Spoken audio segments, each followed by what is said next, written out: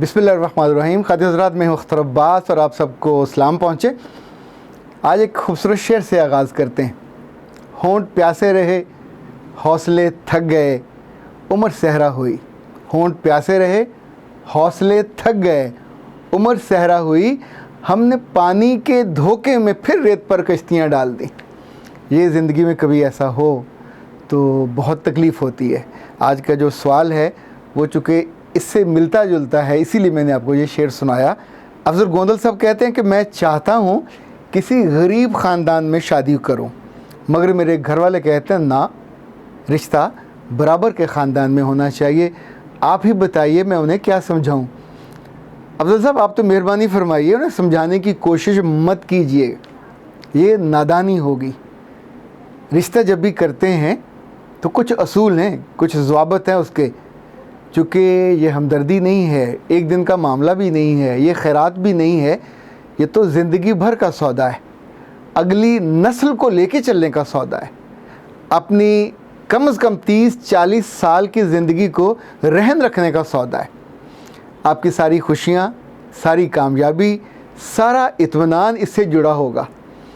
रहम खा के, किसी की गुर्बत जान के, किसी की उदासी देखकर, किसी का गम देखकर, किसी पे जुल्म हुआ देखकर, ये सारी कैफियत हमदर्दी की हैं। तो हमदर्दी में आप दो लफ्ज़ कह सकते हैं।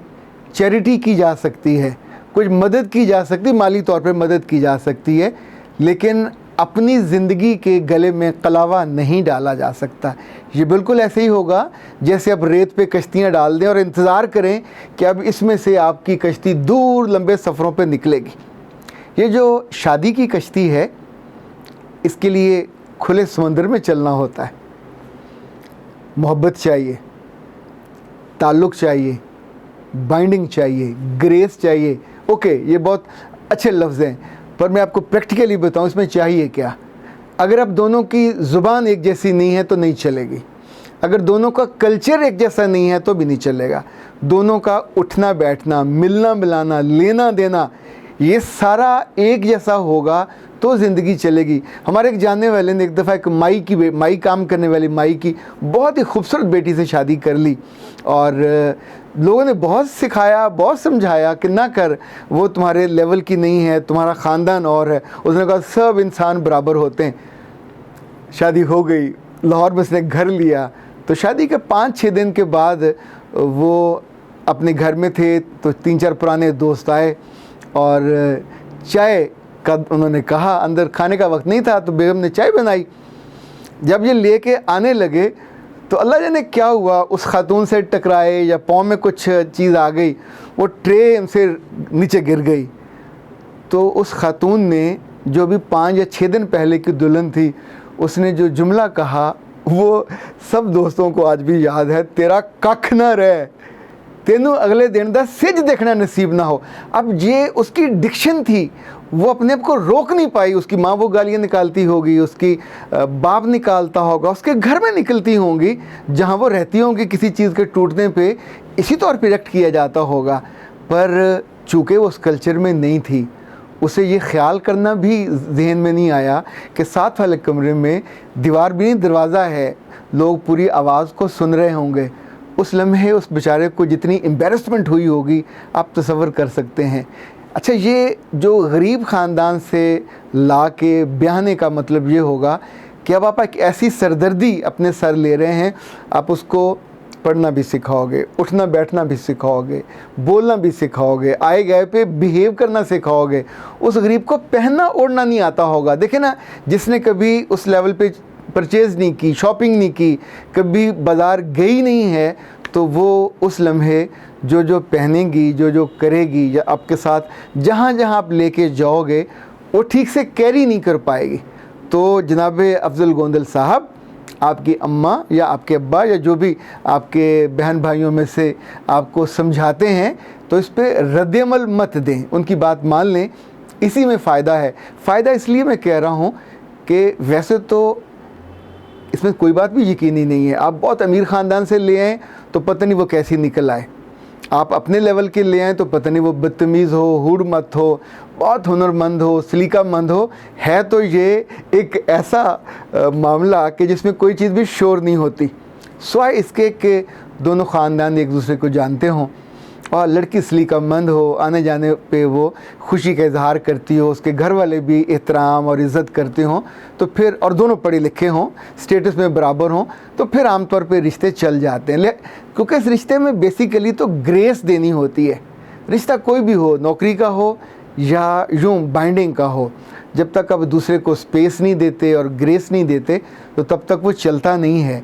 पर ये भी नेचुरल होगा, अननेचुरल नहीं हो सकता। आप ज़मीन से उठा के किसी को अपने बराबर, ये सारी उम्र नौकरी नहीं की जा सकती कि आप उसी को सिखाते पढ़ाते बूढ़े हो जाएं। बाज़ बच्चों ने और दोस्तों ने कहा है कि बूढ़े ना कहा करें, तो मैं कहता हूँ बूढ़े ना हो जाएं। अच्छा, जब बंदा को ज़्यादा बूढ़ा हो जाए या ख़राब बूढ़ा हो और तंग करे तो तब मैं कभी कभी तंग आके उनको बुढ़ा कहता हूँ, और इस पर ढ पे दोनों कॉमाज होते हैं। पर ये भी मोहब्बत से ही होता है, ये सोच के कि उन्हें उस उम्र में जाके जो पीरी उम्री है उसमें ज़्यादा अच्छा होना चाहिए, ज़्यादा सॉफ्ट होना चाहिए। ओके, हम वापस उस मौजू पे आते हैं। खतरत, जब मैंने ये सवाल पढ़ा तो आपको मैं एक दिलचस्प बात बताऊं। जो पहला ख्याल मेरे जहन में आया वो ये था कि सरकारी महकमों में बाज़ मुश्किल नौकरियां देने से पहले आर्जी तौर पे कुछ अपॉइंटमेंट्स कर ली जाती हैं और साल 6 माह 2 दफ़ा 3 दफ़ा उनको एक्सटेंशन देने के बाद फिर इश्तिहार दिया जाता है। इश्तिहार ये होता है और उसी आदमी या औरत के मुताबिक वो इश्तिहार टेलर्ड बनाया जाता है कि हमें इस मनसब के लिए एक ऐसा फ़र्द चाहिए जिसकी उम्र 30 से 35 साल हो, जो कराची के फेडरल भी एरिया में रहता हो और उर्दू लॉ कॉलेज से उसने डिग्री की हो, अंग्रेज़ी की। मिसाल के तौर पे मैं कह रहा हूँ, यानी एक एक चीज़ जो उसके अंदर होगी और उसको 2 साल 3 माह और 15 दिन का तजर्बा होना चाहिए। यानी जब ये डिटेल डिस्क्रिप्शन दे रहे हैं तो आपके सामने एक ऐसा बंदा है जो आपके सामने है, जिसको आपने रखना ही रखना है। तो उस इश्तिहार की ज़ुबान समझ के जो आमतौर पे समझदार लोग हैं वो जो जान लेते हैं कि यहाँ ओपन मेरिट नहीं है और ये जो सिलेक्शन होगी वो किसी ख़ास बंदे की होगी, चूँकि बिल्कुल ये स्पेसिफिक है कि ये इस जगह का, इस उम्र का, इस कद का, इस रंग का बंदा चाहिए होगा। तो मैंने सोचा कि शायद अफजल गोंदल साहब ने भी कोई ख़ानदान बिल्कुल फोकस कर रखा हो। मैंने तार रखा हो नहीं कहा, फोकस कर रखा हो, टारगेट कर रखा हो, मुंतखब कर रखा हो और उसमें से वो उस खातून को लाना चाहते हों।